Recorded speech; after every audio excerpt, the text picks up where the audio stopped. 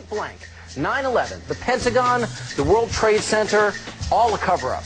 Is this for real? Well, Showbiz Tonight has the tape that has people asking, what's the truth? The more you look at stuff, especially specific incidents, specific events in or around the fateful day, it just raises a lot of questions. Charlie Sheen has his own questions about 9/11, and Showbiz Tonight has obtained the explosive interview from the radio show of fringe journalist Alex Jones. Sheen normally gets laughs as the Bachelor on the hit CBS sitcom 2.5 Men. Wow. You're even better than a dog. But now, Sheen is courting controversy by questioning the official story on 9/11. We're not the conspiracy theorists on this particular issue, you know? It seems to me like, 19 amateurs with box cutters taking over 4 commercial airliners and hitting 75% of their targets. That feels like a conspiracy theory. So what exactly are Sheen's questions about 9/11? For one, Sheen is questioning the official story of what caused the World Trade Center collapse, that the impact of the 2 planes caused fires that weakened the building's support columns. In the interview, Sheen says he wondered if the buildings could have been brought down by a deliberate, yes, deliberate implosion. I saw the South Tower hit live.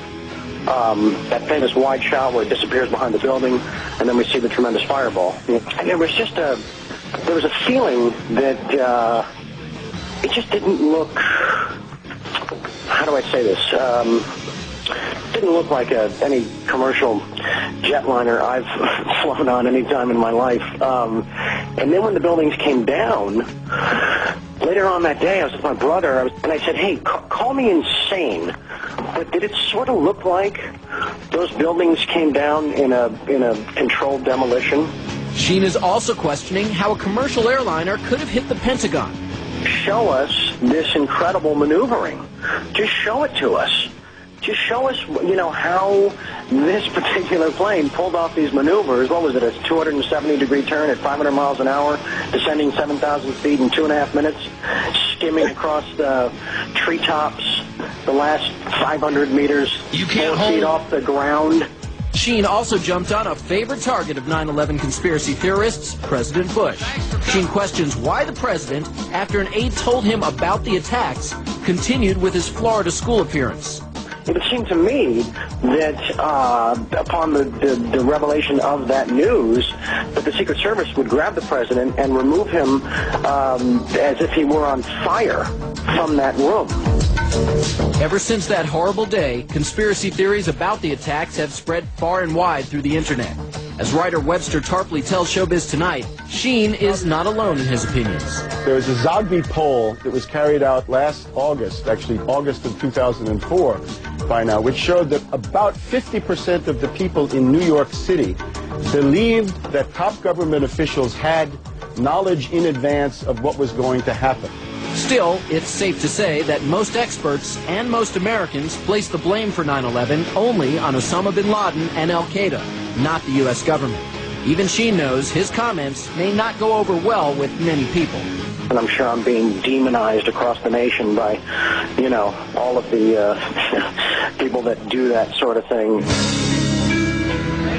Happy almost Easter. Hey, back at you. Thank you. You had some interesting comments. You were on a radio show and you talked about 9/11, and you have, is it a theory or you just don't believe the government account of what happened on 9/11? I just had questions. Yeah? I had a lot of questions. And the forum I chose to voice those questions in is the Alex Jones radio show. Mm-hmm. And just because he's a guy that I've been a fan of and followed for a lot of years. And I got attacked. I mean, there were a lot of hit pieces. The reaction was people get very mad when celebrities have opinions. No, I understand. Yeah. I understand. I know he's not qualified. He doesn't, he's just, who the hell is he to have an opinion about something so horrible? And, it was sad because they didn't really take a look at any of the stuff I was asking them to look at, any of the evidence or any of the stuff that generated those questions, And they said, oh, he's another tinfoil hat-wearing Hollywood clown, And it's like the only... I felt that the only real validation I needed was just being a tax-paying American that loves my country. Yeah, and it's just something that you wonder about. And you would like to know more about Sure. it, I assume. And do you Sure. did you study the tapes? And you? I've done a lot of research, and it's not just me, it's the people that have come before me, the experts and the engineers and the physicists and the scientists and the scholars that raised a lot of these things, and I took a look at their research and said, yeah, it doesn't add up. A lot of it doesn't add up, hence these questions, you know. And there's two areas. There's Building 7, and there's the 5 frames from the Pentagon. Don't listen to me. Do your own research, you know. But I think that, you know, what happened to a time in this country when we were entitled, when we had a constitutional and a God-given right to be curious about things that didn't make sense. That's all it was. We have a lot of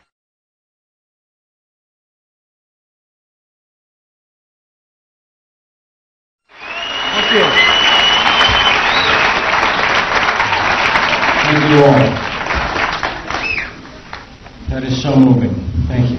Thank you all for coming. Good evening. Thank you.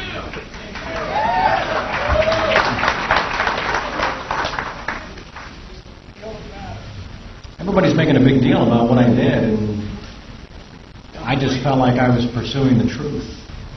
That's all.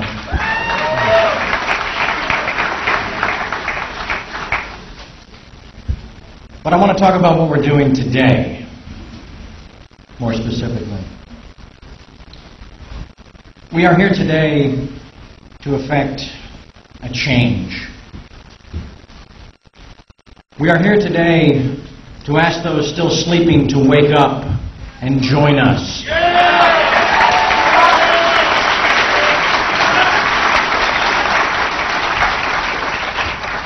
We are here today to present a case forged in science at the bedrock and common sense in its foundation. We are here today to fire a warning shot across the bow of mainstream media to remind them of their original responsibility as civil and political watchdogs.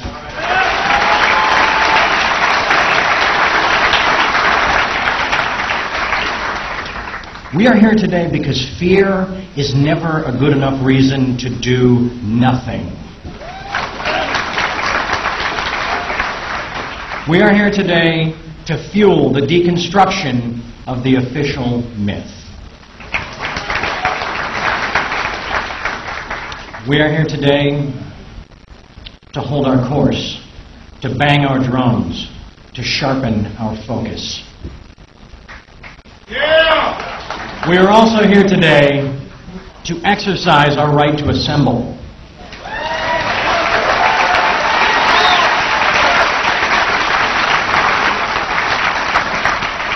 Our right to speak freely. And our right to choose. We are here today to begin draining the cesspool of lies and distortion we refuse to drown in any longer.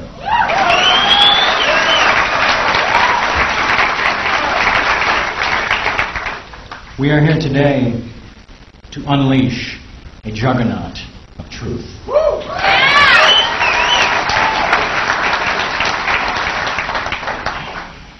We are also here today to honor the victims and the families of 9/11.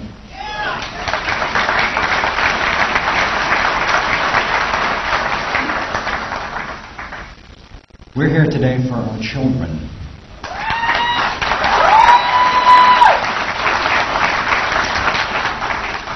As well as their children. Hi, I'm Bill O'Reilly. Thank you for watching us tonight. John Edwards and Rosie O'Donnell, the subjects of the Talking Points memo this evening. No question, I made too much of the O'Donnell story. If you look at it from a behavioral point of view, I mean, who really cares what this woman thinks? Not many. But the bigger story is the growing anti-American wave that's being driven by the internet and aided and abetted by some major corporations, in Miss O'Donnell's case, Disney, ABC. It's ironic that Don Imus got hammered for his foolish remarks, but O'Donnell largely escaped responsibility for her daily anti-American diatribes. 9/11 was perpetuated by Americans. Hundreds of thousands of Iraqi civilians have been killed by the American military, comparing fundamentalist Christian Americans to Al-Qaeda. Come on, this kind of nonsense can't be sanctioned by Fortune 500 companies without challenge. And so the Factor will continue to challenge this garbage.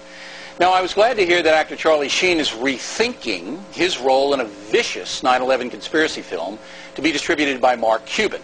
This kind of stuff is used by America's enemies in a time of war and stokes hatred towards all Americans. Now, I have nothing against Mr. Sheen, but if he puts his voice on this project, it will become a major issue in his life. Likewise, any corporation that puts Miss O'Donnell back on the air to continue her Tokyo Rose impersonation will find itself under intense scrutiny. Again, calling the U.S. military mass murderers and denying the jihadists caused 9/11 is unacceptable. Fair warning.